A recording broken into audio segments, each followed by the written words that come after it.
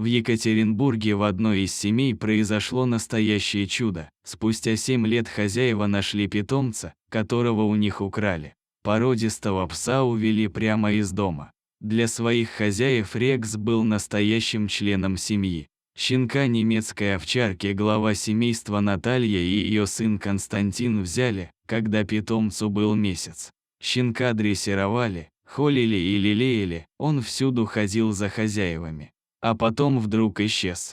Хозяева недоумевали, на цепи Рекса они не держали, но за ворота он никогда не выбегал. Правда, щенок был очень добрый и доверчивый, легко шел к людям. Видимо, это и сыграло с ним злую шутку. Хозяева, Наталья и Костя, подавали объявления о пропаже Рекса в интернете, писали в газеты, рассказывали о его поисках на радио и даже пытались искать собаку через местное телевидение. Мы 2 месяца прочесывали округу на машине, делится хозяйка пса. Попадались на уловки мошенников, которые утверждали, что якобы нашли пса и отдавали им деньги. Мы очень тщательно его искали. Однако все было безрезультатно.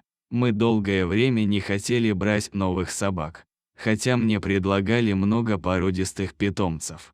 Все это время я будто чувствовала, что может произойти чудо. И вот через 7 лет к нам постучала незнакомая женщина, которая сообщила нам: ваша собака нашлась. Беспризорного исхудавшего пса поймали в поселке в 20 километрах от дома Рекса.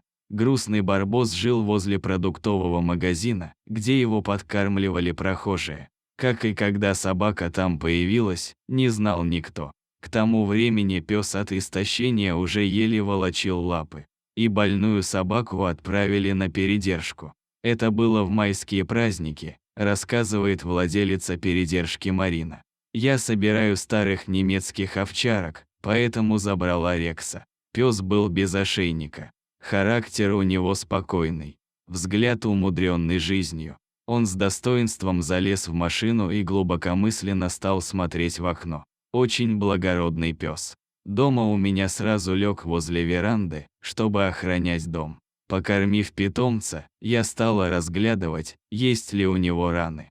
И тут нашла на ухе пса клеймо. Такие клейма ставят всем породистым собакам. По нему Марина и узнала производителя, который делал печать собаки, и сразу же позвонила в это агентство. Удивительно, но все клейменные книги у них сохранились, улыбается хозяйка передержки. В них были и данные о хозяине, который покупал щенка. Но был указан лишь адрес. Люди к тому моменту уже давно могли переехать. Но я собралась и поехала на свою удачу. Позвонила в дверь и скромно объяснила, что нашла овчарку по клейму. Хозяйка дома прошептала: «Это наш Рекс». Хозяйка Наталья тут же позвонила сыну и обрадовала, что их Рекс нашелся. Константин к тому моменту уже вырос и завел семью. Но своего четвероногого друга хозяин не забывал. Радостная новость его застала во время сплава на лодке.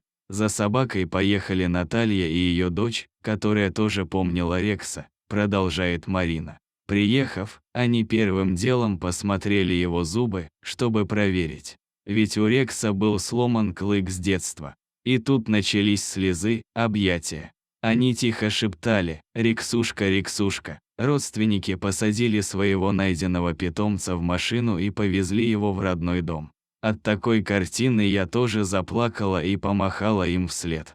Хозяева Рекса до сих пор не верят своей удаче. «Это чудо», – прослезилась Наталья. «Такого не может быть». Пока мы ехали к Марине, нас не оставляли сомнения, что это наш пес. Такого ведь не бывает. Клеймо должно было стереться за эти годы, но по счастливому стечению обстоятельств нашего любимого питомца не усыпили, его метка не стерлась и нашлись добрые люди. Это настоящая судьба. В такие моменты начинаешь верить в чудеса. Рекс был сильно исхудавшим и плохо стоял на ногах. Поэтому хозяева сразу же отвезли его в ветеринарную больницу, а после приема стали лечить и откармливать. Сейчас пес чувствует себя прекрасно, а хозяева не могут поверить своему счастью. Для них он как человек. Когда Рекс пришел в себя, он, судя по поведению, реакции и отношению к нам, Все вспомнил, считает Наталья. Когда мы его первое время гладили, у него как будто слезы на глазах наворачивались. Самые настоящие слезы. Поначалу он не играл и почти не ходил. А теперь резвится, будто вернулся в детство. Но страх у него еще остался. Когда ворота участка открываются, он сразу бежит в вольер и прячется.